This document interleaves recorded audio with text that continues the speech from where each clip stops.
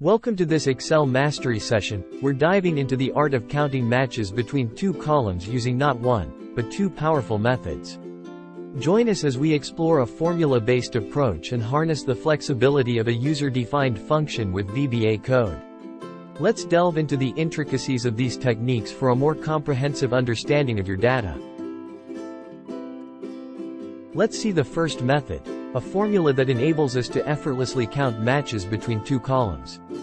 This approach relies on the powerful sum product function. Follow these steps to implement the formula in your worksheet. For example, you have a data of list in both A2, A6 and B2, B6, and you wish to count any differences between those two ranges, and you can use the below sum product function. Enter the formula in a cell. Equals sum product. A2, A6 equals B2, B6. Press enter, and the result will be the count of matching values between columns A and B.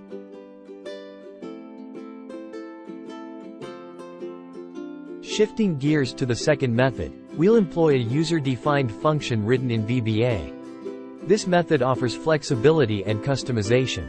Let's explore how to set up and utilize the UDF. Ensure that the workbook in which you want to use the function is open. Press Alt plus F11 to open the Visual Basic for Applications editor. In the VBA editor, right-click on any item in the Project Explorer on the left.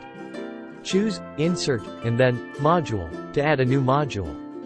Copy the provided VBA code. Paste the code into the code window of the newly created module. Close the VBA editor by clicking the X button or pressing Alt plus Q.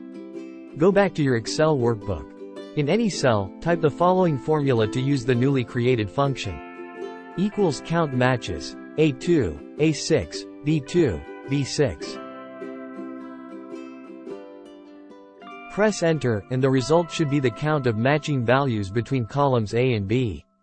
Now, you've successfully added and executed the VBA code to create a custom function for counting matches between two columns.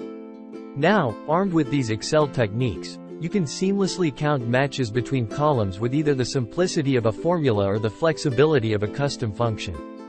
Enhance your data analysis skills and don't forget to subscribe for more insightful Excel tips. Thanks for watching, and feel free to share this knowledge with your peers.